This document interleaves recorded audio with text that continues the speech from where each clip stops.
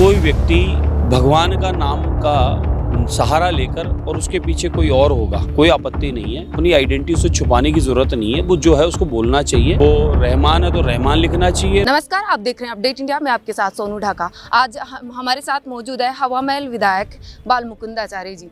Sir, Kotdwar में एक मामला अभी हाईलाइट हो रहा है कि उत्तराखंड में कैसे एक जो पहले से 40 साल से एक दुकान थी, उसका नाम था बाबा के नाम पर, तो और बजरंग दल के कार्यकर्ता आते हैं और कि नाम बदलो।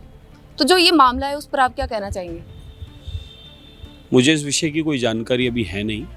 पहले मैं जानकारी लूं फिर आपको बता पाऊंगा। लेकिन सर, जैसे बजरंग दल के कार्यकर्ताओं को देखें तो कि जो 40 साल से दुकान थी बाबा के नाम पर, सर बाबा तो किसी को भी जैसे एक इज्जत के रूप में भी बाबा का नाम बोला जाता है, तो एक नाम बदलवाने के लिए कि आप बाबा का नाम नहीं रख सकते? देखिए, ऐसा कई जगह ऐसा हो रहा है।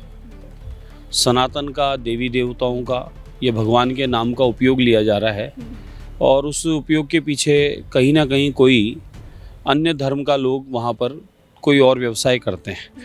तो कहीं कोई विश्वास लोगों का अविश्वास हो रहा है। तो ऐसी शिकायत आती है कि जैसे कोई सनातनी नाम से नाम रखा और अंदर पवित्र लिखा हो और अंदर कोई अपवित्र सामान बेच रहा हो, और या फिर कोई पूजा सामग्री बेच रहा हो और नाम सनातनी हो, बेचने वाला कोई अन्य धर्म का हो। स्कूल, जैसे आपको जानकारी के लिए बता दूं कि स्कूल ड्रेसें सिली जाती है। टेलर की दुकान थी जिसे, तो स्कूल में तो हर धर्म हर जाति से बच्चे आते हैं, तो वो उस मामले को लेकर देखिए, न कोई धर्म न जाति का कोई हुआ है।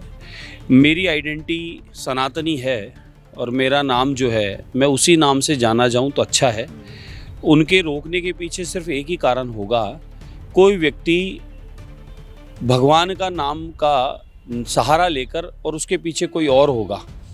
हो सकता है वो भगवान के नाम के सहारे से उसका काम चल रहा होगा, कोई आपत्ति नहीं है, लेकिन वो व्यक्ति की अपनी आइडेंटिटी से छुपाने की ज़रूरत नहीं है। वो जो है उसको बोलना चाहिए।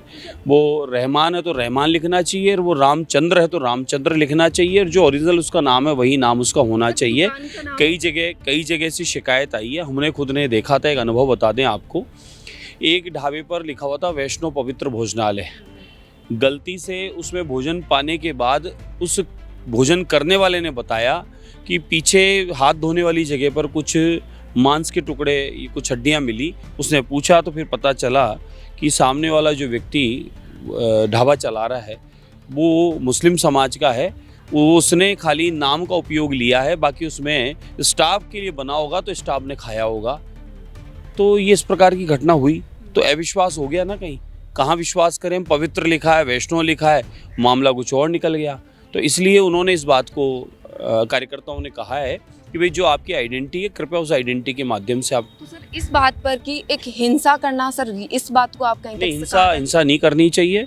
हिंसा कतई नहीं करनी चाहिए। हिंदू तो अहिंसा परमो धर्म है और लोगों को समझाइश का प्रयास करना चाहिए। अगर आपको आपत्ति है तो उसके लिए कानून नियम कायदा बना है, शिकायत करो, संबंधित डिपार्टमेंट में शिकायत। आज का जो मामला था अजमेर वाला, उस पर आप क्या कहेंगे? लव जिहाद वाला। हाँ, इस प्रकार की एक शिकायत आई थी। एक पीड़ित परिवार ने मुझे बताया, मैंने थानों से संबंधित जानकारी ली। एक मुस्लिम समाज का लड़का जिसने बच्ची को किस कारण से या तो बहला फुसला के ले गया या डरा के ले गया, और उससे ले गया और उसका पता नहीं बता रहा है। और बच्ची जो है, बच्ची के परिवारजन बहुत दुखी हैं और उसका ये कहना है बच्ची के परिवार का कि फ़ोन आया और फ़ोन पर उसने मारने की धमकी दी है कि तुम भी नहीं बचोगे, तुम्हारी बच्ची भी नहीं बचेगी, ज़्यादा कुछ प्रयास किया तो। एक लास्ट क्वेश्चन ये है कि जो साध्वी जी हैं, प्रेम भाई साहब, उनका निधन हो गया, लेकिन जैसे बिरमनाथ जी ने जो फेक वीडियो बता रहे थे इतने दिनों से, वो खुद भी इसी को लेकर कि उन्होंने आत्महत्या कर ली या कोई जो भी मामला है, लेकिन आज उन्होंने उनके लिए भी हाँ कर लिया कि उस वीडियो में वो खुद थे।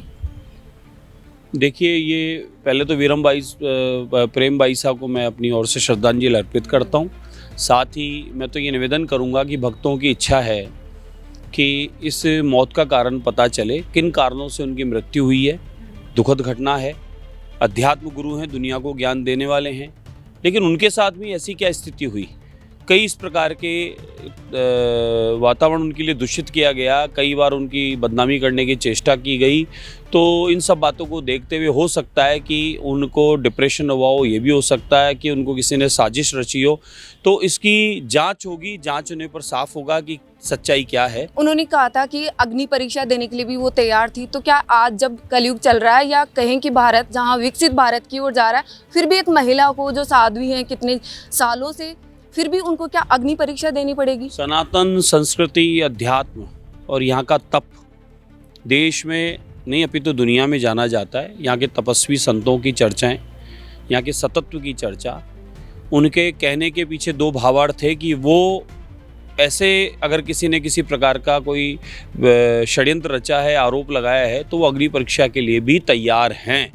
तो उन्होंने कहा तैयार हैं, लेकिन किसी ने कहा नहीं कि आप अग्नि परीक्षा कराओ, क्योंकि उनको सबको उनकी बात पर विश्वास था, तो इसलिए उसकी आवश्यकता नहीं पड़ी। लेकिन ये घटना घटी तो ये दुखद घटना है, इसकी जांच हो जानी चाहिए और जांच से सामने आ जाएगा। हमने बातचीत की, बालमुकुंद आचार्य हवा महल विधायक है, जिन्होंने अलग अलग जो अपने विचार हैं वो रखे कि जैसे जो महिला है साध्वी जी की कैसे जांच होनी चाहिए उनके मामले पर, साथ ही जो मामला है कोटद्वार वाला, उन पर जो मुद्दा है उस पर उन्होंने कहा कि जो एक धर्म का नाम यूज़ करके या बाबा का नाम यूज़ करके जो एक गलत तरीके से जो नाम का उपयोग करते हैं उनकी जाँच होनी चाहिए। और जो बजरंग दल के कार्यकर्ता हैं उनका कहना है कि जो नाम है उसकी जो वेरिफिकेशन है, वो आइडेंटिटी है, वो लिखी जानी चाहिए। बालमुकुंद आचार्य इन्होंने भी यही कहा कि जो आइडेंटिटी होनी चाहिए वो होनी चाहिए नाम के पीछे। लेकिन फिर भी मैं दर्शकों आपके लिए एक सवाल छोड़ना चाहूँगी, क्या एक बाबा किसी धर्म से रिलेटेड है? क्या किसी को अपनी जो आइडेंटिटी है वो लगानी पड़ेगी,